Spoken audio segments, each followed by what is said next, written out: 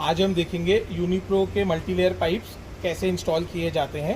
ये यूनिप्रो का multilayer pipe है और साथ में हम आज चेक करेंगे कि ब्रास प्रेस फिटिंग्स जो होती हैं इस तरीके की, उसको हम कैसे इंस्टॉल करते हैं इन पाइप्स के साथ। तो पहले ये चीज़ है कि ये जो पाइप्स है ये कॉइल फॉर्म में आता है। नॉर्मल जो भी पाइप्स होते हैं वो सारे 3 मीटर 6 मीटर ऐसे लेंथ में आते हैं। ये पाइप 100 मीटर्स 200 मीटर्स के कॉइल पे आता है। तो अब हमें जितनी ज़रूरत है हम उतना पाइप को कट कर सकते हैं और यूज़ कर सकते हैं। तो ये पाइप कटर आता है, इसको आप ओपन करेंगे और पाइप कटर को जितना आपको मेजरमेंट आपने किया, अगर आपको 3 फुट चाहिए 4 फुट चाहिए, आप मेजर करके एग्जैक्टली उस पॉइंट पे इसको कट कर सकते हैं। इतना ध्यान रखना है कि कट करते हुए कटर टेढ़ा नहीं होना चाहिए, क्योंकि अगर वो टेढ़ा होगा या ऐसे तो वो हो सकता है कि बाद में आपको लीकेज की दिक्कत दे। तो पाइप कटर जितना हो सके आपको स्ट्रेट रखना है और इस तरीके से आपको कट करना है पाइप को।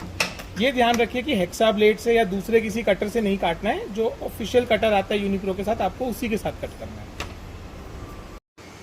अब पाइप कट करने के बाद ये फिटिंग्स आती हैं, इसको प्रेस फिटिंग्स बोलते हैं। अब पाइप को इसमें पुश करना है हमें। अब पुश करने से पहले मैं आपको अंदर का फिटिंग दिखाना चाहता हूँ। इसका ऊपर का जो ये स्लीव्स है ये मैंने निकाल के रखा है अभी।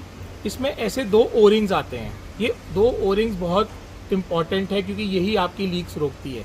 तो जब हम पाइप को अंदर पुश करेंगे तो हमें ये ओरिंग्स को डैमेज नहीं करना है। तो जब हमने पाइप कट किया है कटर से, आप अगर सीधा इसको कोशिश करोगे अंदर डालना तो वो नहीं जाएगा। तो उसके लिए क्या करना ज़रूरी है, ये रिमर आता है। ये रिमर में अगर आप ये देखेंगे यहाँ पे 2 ब्लेड्स हैं।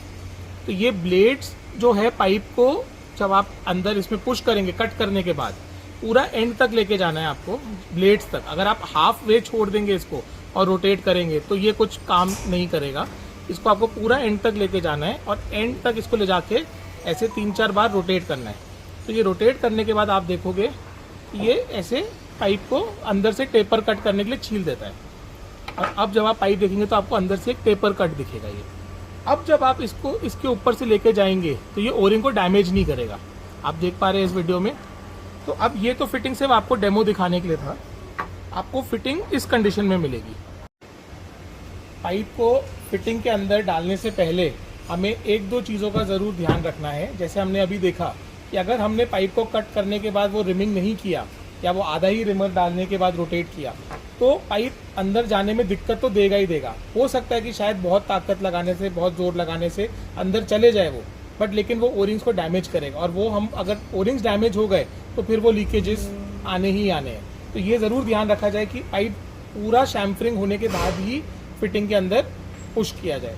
और दूसरी चीज़ ये है कि अगर कहीं पर अगर आपने पाइप को बेंड किया है और बेंड करने के बाद आप फिटिंग में डाल रहे हो, जैसे ये पाइप हमने बेंड किया है, तो ये बेंड किया हुआ अगर हिस्सा है और ये स्ट्रेट नहीं है तो ये भी हो सकता है कि ओरिंग को डैमेज करे। तो ये हमेशा ध्यान रखना है कि पाइप बेंड करने के बाद स्टार्टिंग का फ्रंट का 1-1.5 इंच जितना हिस्सा वो आपका सीधा होना चाहिए फिटिंग में जाने के लिए, क्योंकि अगर ये भी टेपर हुआ तो हो सकता है कि वो ओरिंग्स को डैमेज करे। तो ये बात का भी ज़रूर ध्यान रखा जाए कि जहाँ भी पाइप्स बेंड होने के तुरंत बाद अगर आप फिटिंग में इंस्टॉल कर रहे हो तो एटलीस्ट जो फिटिंग में अंदर जाने वाला पोर्शन है करीब 1-1.5 इंच का, वो आपका स्ट्रेट दिखना चाहिए।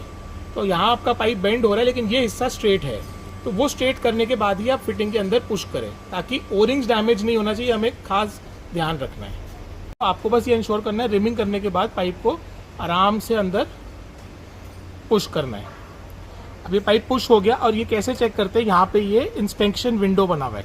ये इस तक आपको ये होल तक देखना है कि पाइप पूरा गया है कि नहीं गया। अगर यहाँ पे आपको पाइप का दिख रहा है ब्लैक कलर तो मतलब पाइप पूरा इंसर्ट हो चुका है।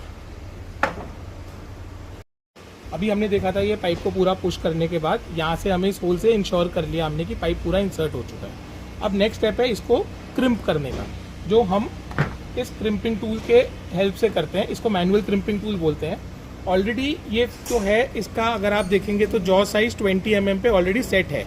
हमारे ये पाइप और फिटिंग भी 20 mm का है।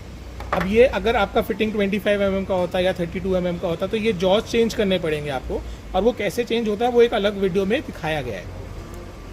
अभी हम इसको 20 mm में सेट करेंगे। अब ये टूल को आपको ओपन करना है। ओपन करके ये इंश्योर करना है कि जो टूल का जॉ है वो स्लीव के ऊपर ही आए, ना स्लीव के यहाँ पाइप के हिस्से पे भी नहीं आना चाहिए और फिटिंग के हिस्से पे भी नहीं आना चाहिए।